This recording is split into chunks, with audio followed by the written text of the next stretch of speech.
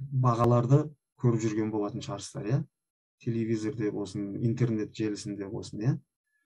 Экономика саласында көп кездеседі осындай бағалар, цифрлар, иә? Яғни бұлар қандай бағалар?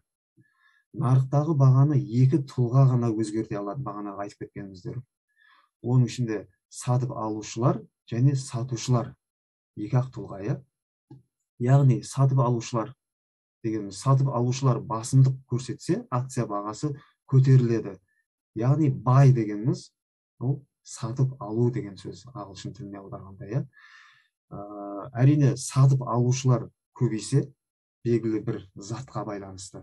Сұраныс көп болса, оның бағасы да, белгілі бір товардың бағасы да көтеріледі, иә?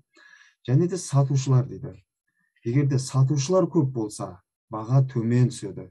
Яғни сатушы көп дегеніміз, ол товар да көп болады деген сөз, иә? Яғни sell деген сөз, ағылшын тілінен алынған, бұл сату деген білдіреді. Яғни кез келген бизнесте, нарықта болсын, яғни бірі сатса, екіншісі сатып алып отырады, иә? Бір мысалы келтіріп кетейін. Мысалға,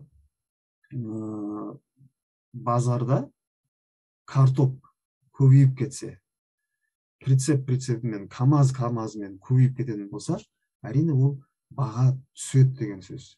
Яғни сатушылар да көп, товар да көп сатылатын деген сияқты. Егер де белгілі бір рынокта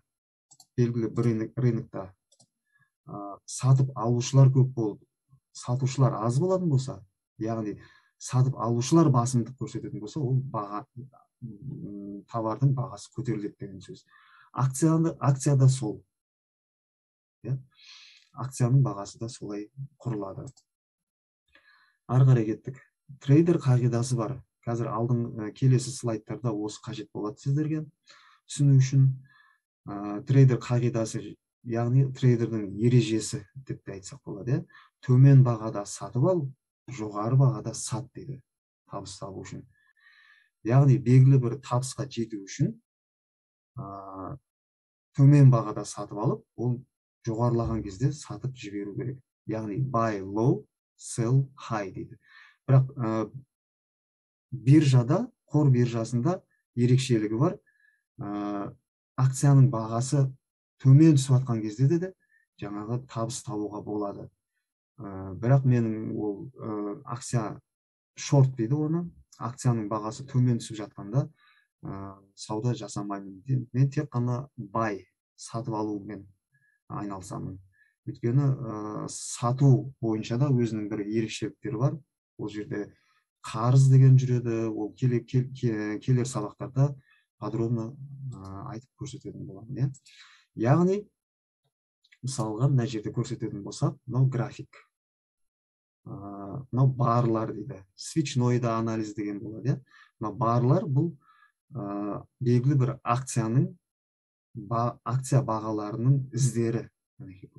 Көретін болсаңыздар, мысалы, мынау каналда жүрген, каналдан шыққан күтеміз да, мысалға, баға көтерілетін анализ, жоспар жасау арқылы көтерілетін біз анализировать еткеннен кейін, мына жерден buy, осы жерлерден сатып алып, баға көтерілген кезде сатып жібереміз.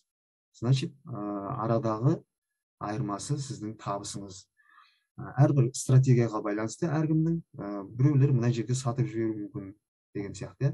Біреулер одан да жоғары көтерілгенін күтуі мүмкін деген сияқты. Ол сауда жасау жүйесіне байланысты. Ол бойынша да алдағы сабақтарда айтылатын болады.